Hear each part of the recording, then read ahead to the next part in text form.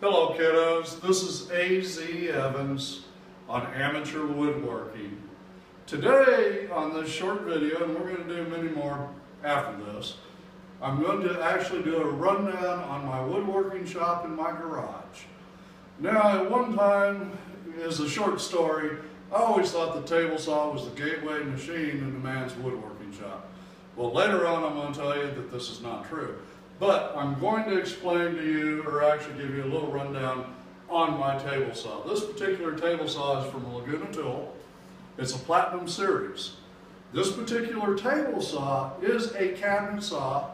As you can see down here, it's on a mobility kit because I'm very stressed out when it comes to room in this garage. Now, this particular machine right here, I've taken the original fence system off of it, and I put an Incra LS wood joinery system on it. This is a very nice addition to any table saw. Now, of course, you're not going to live well in a woodworking shop where you're building furniture or any kind of project you may be doing without a good router table. And as you can see right here, I have decked this machine out with a router table on it, and this has a router lift on it, and this router lift is from Woodpecker. Now, of course, the router itself is the heart to anything, and this has a 3 1/4 horsepower quarter cable router on it. This is a very nice system, works very well. Now, move over here, and of course, in a wood shop, you're going to find out when you're buying this expensive hardwoods to build your projects that they don't come to you dimensionally correct. So you need to have a way to actually size this material. And what I have here is my joiner, and you will notice again, this man seems to be addicted to Laguna tools. And so far, in my experience, these have been very fine machines. This particular machine here on the cutter head is not a knife style cutter head. It has inserts on it. We will go into this piece of equipment later in other videos, and I will show you how I use it and how my expectations are met through the performance of this piece of equipment. And of course, over here we have a smaller piece of equipment. This is a mortising machine, and some of the projects I'm doing, this is invaluable to me. Now, it's an affordable piece of equipment. Of course, you can see it's from Laguna Tool again. I need to do a little tweaking on this to make it a little more stable for my uses. But as I said, it's very handy for the projects that I'm building. Now, step over here and you can see as this video continues that my shop is very small. This is where I keep a lot of my accessories. I have my toolboxes over here, measuring equipment. You'll see that I have storage for screws and nails and things of that nature. Some of my glues, some of my finishing products like lacquers and varnishes and such. And then over here we have some of our peripheral machines. This right here is a buffing motor from Grizzly, and this comes in very handy for a lot of the projects I've been doing. And then you will notice that my planer is a 12-inch Grizzly.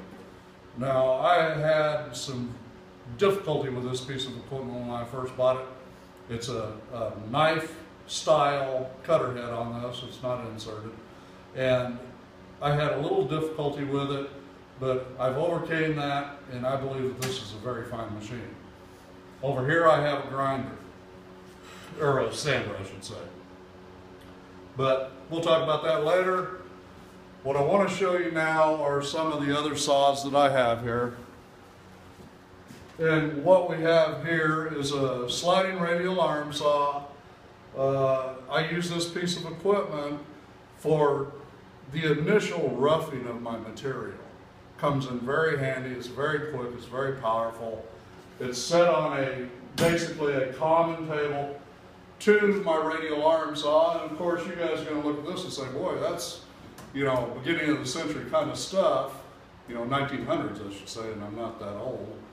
But it's a 10-inch radial arm saw from Craftsman. This piece of equipment is actually very affordable. I bought this one used, and it does play a part in my shop. Now, of course, we're actually getting into where we're going on our next video here. And like I said, you'll remember in the first part of this video, I talked about how I thought that the table saw was the gateway machine. Well, in my experience with the cost of nice hardwoods, that my bandsaw is now my gateway machine. And as you can see right now, I have an older grizzly saw, and I have no complaints about this for what it is.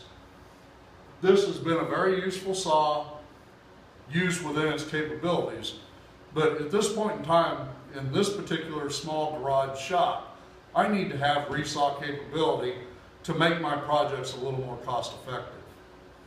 Now over here, I also want to talk about safety. And when you're working with wood, you're creating lots of sawdust and things of that nature. And if you'll come over here and kind of blow up on this, this is actually a grizzly dust collector, and it's important to have that, kiddos. You need to keep these particulates out of the air and out of your lungs. Now, all I can say today at the end of this video is I want you to do your woodworking, I want you to do it safely. You know, when your wife sees you, I want to make sure that you can still pick your nose. So, till the next video, A.Z. Evans.